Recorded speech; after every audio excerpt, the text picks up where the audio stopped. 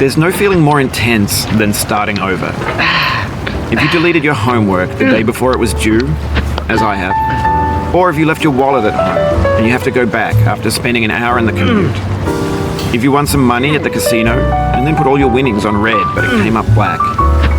If you got your best shirt dry cleaned before a wedding and then immediately dropped food on it. If you won an argument with a friend and then later discovered that they just returned to their original view. Starting over is harder than starting up. If you're not ready for that, like if you've already had a bad day, then what you're about to go through might be too much. Feel free to go away and come back. I'll be here.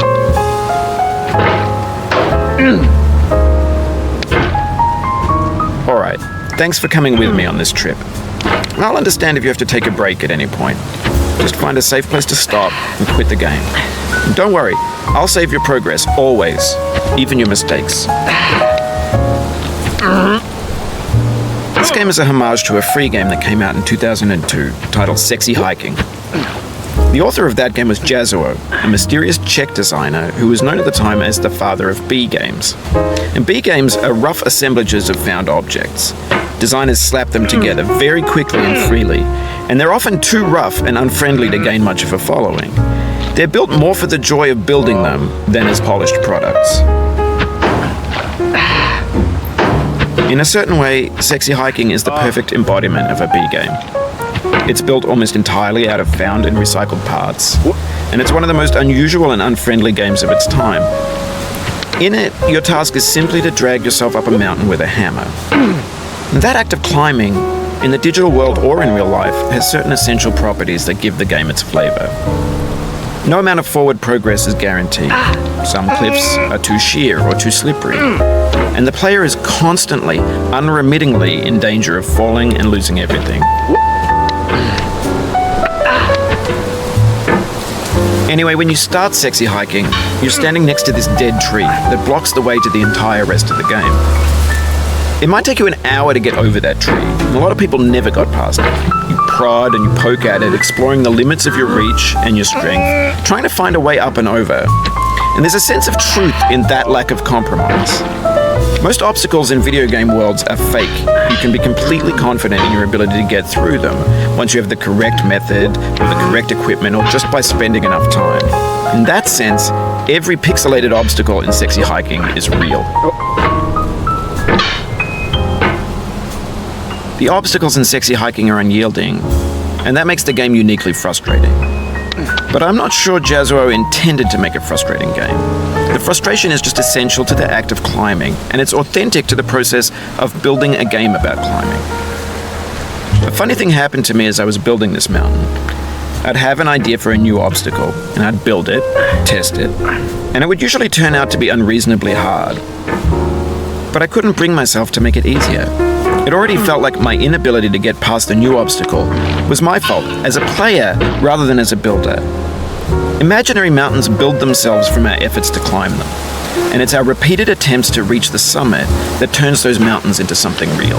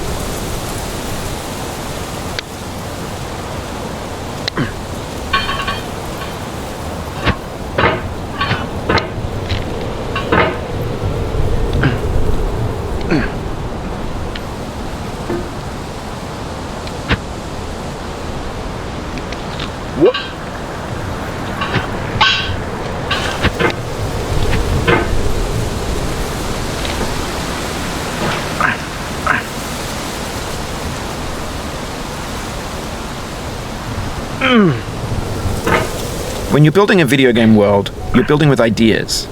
And that can be like working with quickset cement. You mold your ideas into a certain shape that can be played with, and in the process of playing with them, they begin to harden and set until they're immutable, like rock. And at that point, you can't change the world, not without breaking it into pieces and starting fresh with new ideas.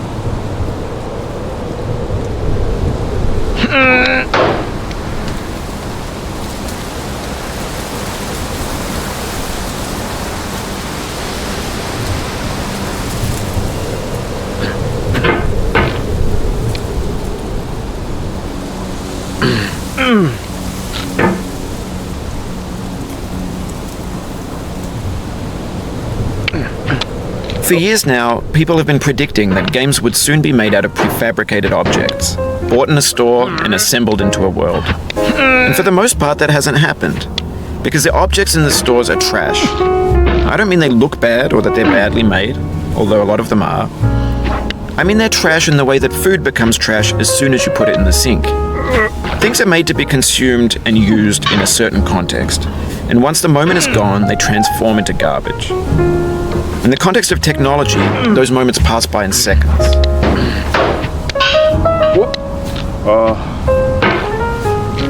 Over time, we've poured more and more refuse into this vast digital landfill that we call the internet. It now vastly outnumbers and outweighs the things that are fresh and untainted and unused. When everything around us is cultural trash, trash becomes the new medium, the lingua franca of the digital age. And you can build culture out of trash. But only trash culture. Be games, be movies, be music, be philosophy.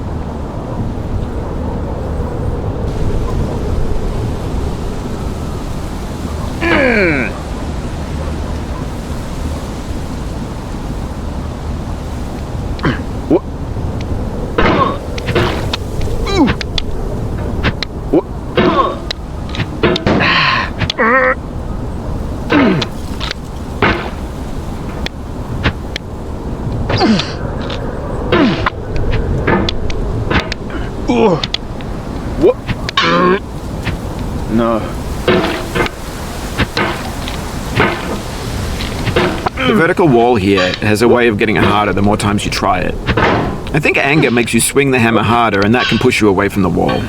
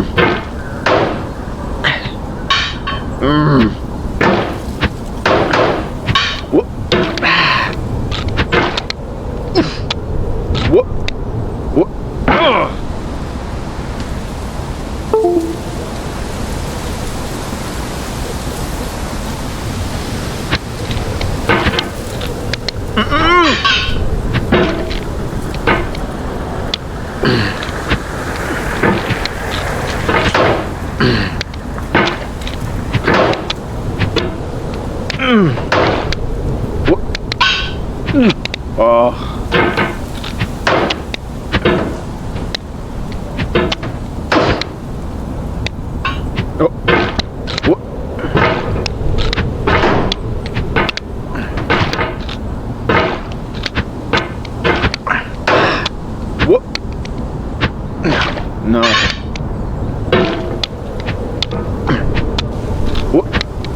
What? Oh, you just lost a lot of progress. That's a deep frustration, a real punch in the gut.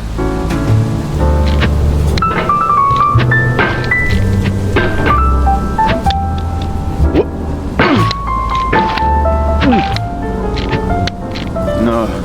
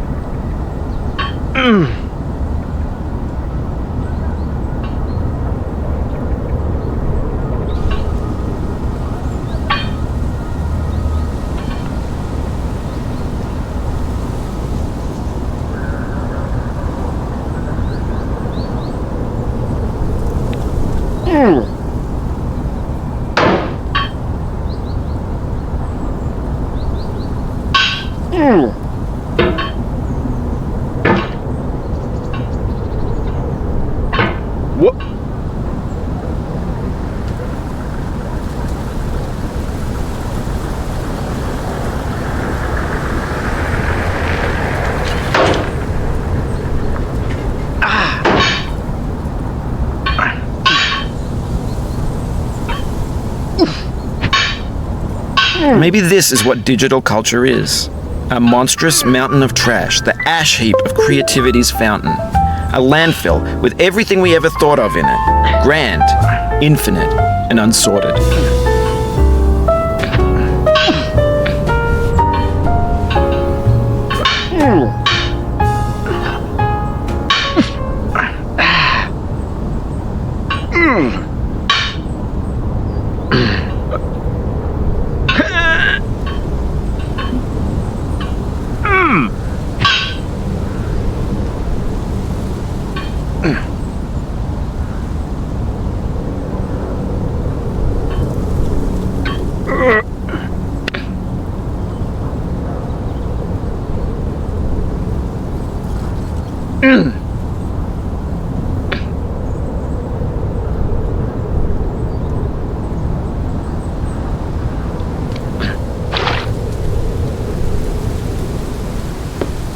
There's 3D models of breakfast, Gen X's fanfic novels, scan magazines, green screen Shia LaBeouf, banned snuff scenes on LiveLeak.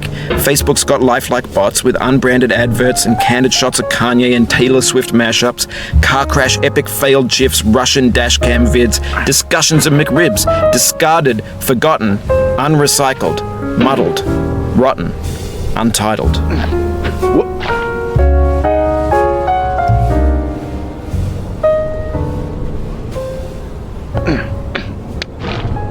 Everything's fresh for about 6 seconds, until some newer thing beckons, and we hit refresh. And there's years of persevering, disappearing into the pile, out of style, out of sight.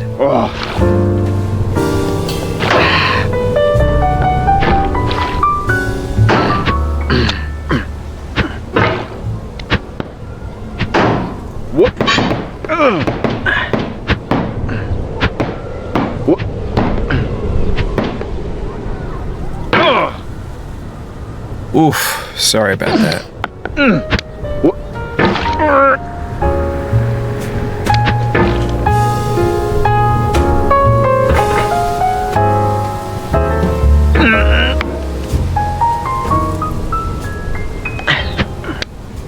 Oh, it happened again. Keep on trying, don't let it get to you.